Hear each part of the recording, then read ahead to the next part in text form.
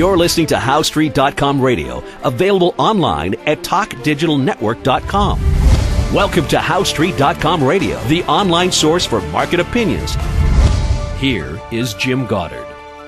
My guest is Bo Polny of Gold2020Forecast.com. He's a first-time guest speaking to us from California. Welcome to the show, Bo. Thanks, Jim. Thank you for calling.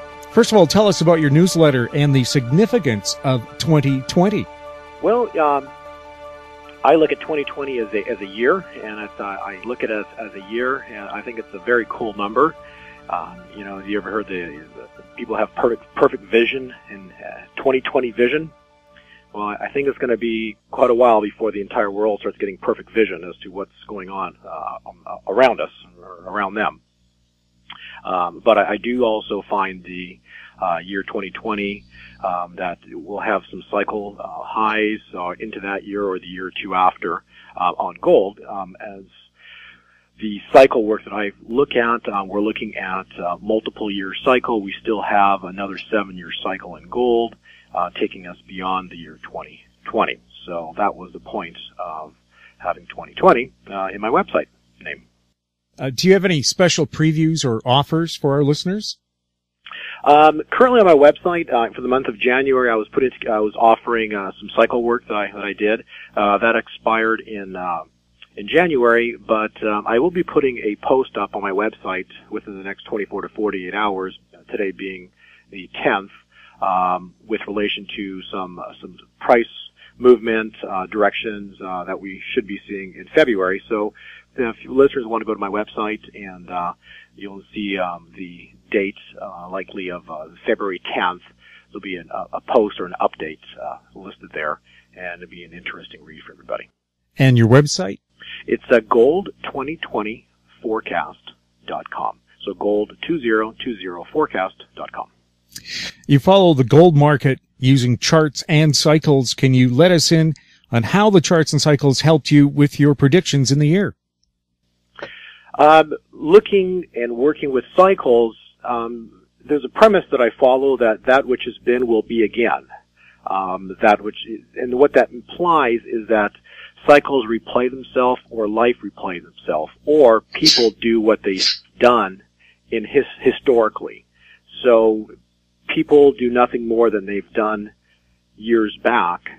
It's just a replay of a cycle. When a cycle replays itself, what it does is it plays itself. It's never exact or perfect, but it mirrors or it mimics itself. But when the cycle does do that, it does it at a different price point. And so it's important to analyze history, study history, and then be able to use history for projections into the future. Using those cycles, it was pretty neat, but in 2011, the cycle work allowed me to call and find gold, or before even gold first was the $49 silver price high, which is when I sold. And then a few months later, when silver topped, I also knew that time gold had not yet topped. And then a few months later, I sold my gold at 1900, and basically been out of the markets ever since until about this latter part of this year, where I started accumulating again.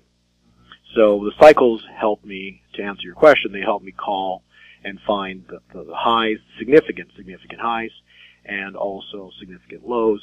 And I believe the last low that I found, the cycles work basically helped me locate, was the exact low that came in November 6th at 1130 gold. What do you see going forward for gold? Off the 1130 low in November, I did an interview right then, and I'm basically saying that we should be seeing a low here. Then we should be seeing upwards price movement each month on gold. It did happen. Following the low, we had a price move up in November of 2014. We then had further price move up in the month of December 2014. Then we had further price action to the upside into January of this year, 2015. So now that we're in February, again, I still see upwards price movement off that low of 1130. And, with my subscribers, I give them a cycle high point that would be quite interesting and important to make sure they act on. But there is a cycle high coming in 2015, and it'd be important to make sure you act on that. How does the silver market look? The silver market is even more exciting than gold, and the reason is the silver price is completely more oversold, I think, now than it's been in years. I don't think we've ever had an oversold position in silver of this magnitude. So, if you look at gold dropped from 1900 down into 1130, say just under 1200. So what is that? Maybe a 30 or 40% price correction versus looking at silver going from $49, nearly $50 all the way down to $14. That's probably a 60 or 70% price move off the highs. So at this point, even though I believe gold is ultimately the trade of choice in the long run, what do I see what do I see for silver market? I see silver outperforming gold going forward until the ratios approximate or get more reasonable. Is there a correlation between the gold and silver markets? Well, yes, and that's just what we had mentioned, or I was just speaking relating to the ratio. When you run a ratio gold to silver, I just checked it today, and I was looking at a ratio, I think it says 72.9. So basically, you've got a higher than 70 ratio of gold to silver. And, in times where gold and silver the ratio approximates, the ratio several times in history, going back, hundreds of years, or at least going back in time, that ratio can approximate the range of around 14, 15, up to, I think it was low as 10, I believe, but somewhere, in the 14 to 15 range. And right now we're in the 72 range. So that's just astronomically different. So there's a very large correlation between gold and silver, and the silver's and the ratio, because it's so high, what I would expect is that ratio would narrow or drop. Therefore, silver going forward would outperform gold. We'll have more with Bo Polny right after this.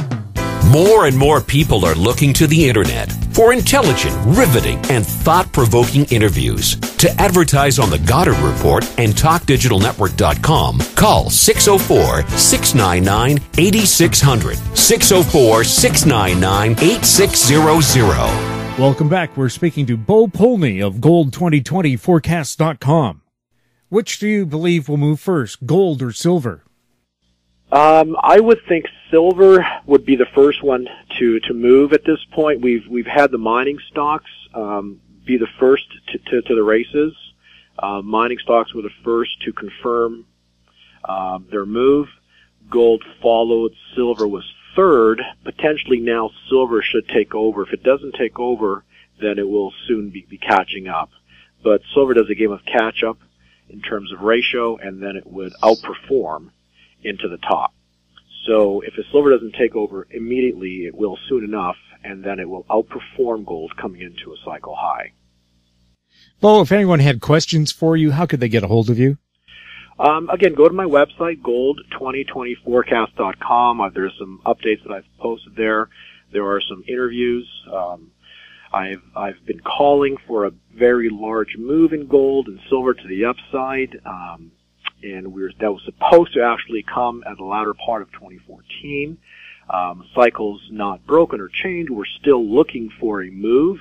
All that happens if a cycle stretches, its time stretches.